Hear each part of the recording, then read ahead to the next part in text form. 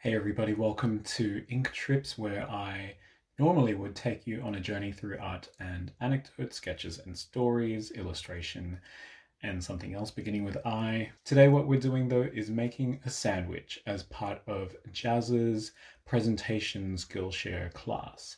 And I'm making this in a bit of a rush because my free trial ends in like 2 days and I can't afford to keep paying for it, so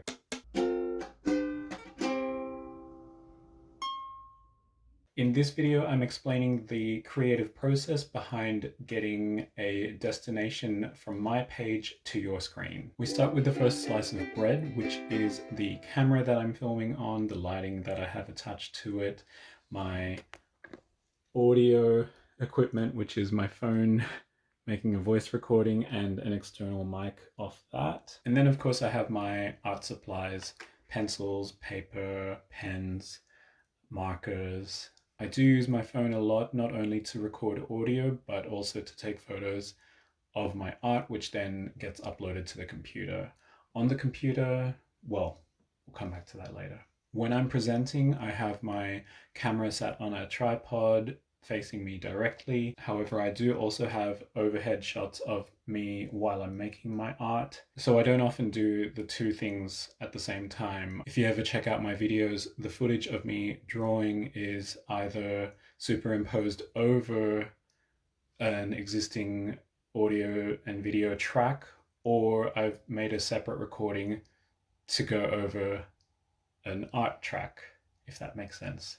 The first thing we're adding to our sandwich is a layer of, I guess it's jam, I don't know, but it's the part where we choose our destination. Every week I try to choose a different continent to cover so that I have a bit of variation in my content. For example, my first ink trip was covering a destination in Australia, followed by Europe, followed just recently by North America.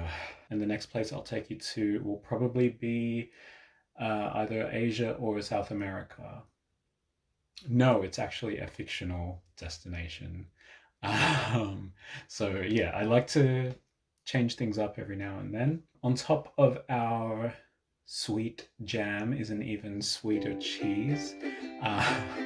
This sandwich doesn't make much practical sense, but bear with me. So we're adding a slice of cheese on top, and that's pretty much symbolic of what we're going to do at our destination. So once I've picked a place to go, I'm going to be researching all of the things that I've done at that place and trying to learn, research histories of the architecture, for example, of the culture, etc.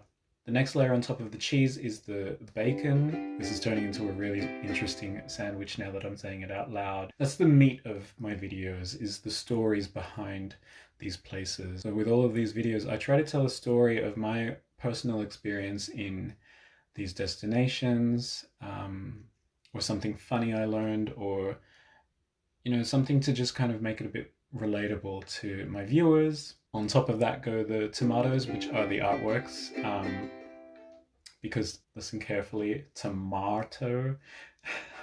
There was a logic behind the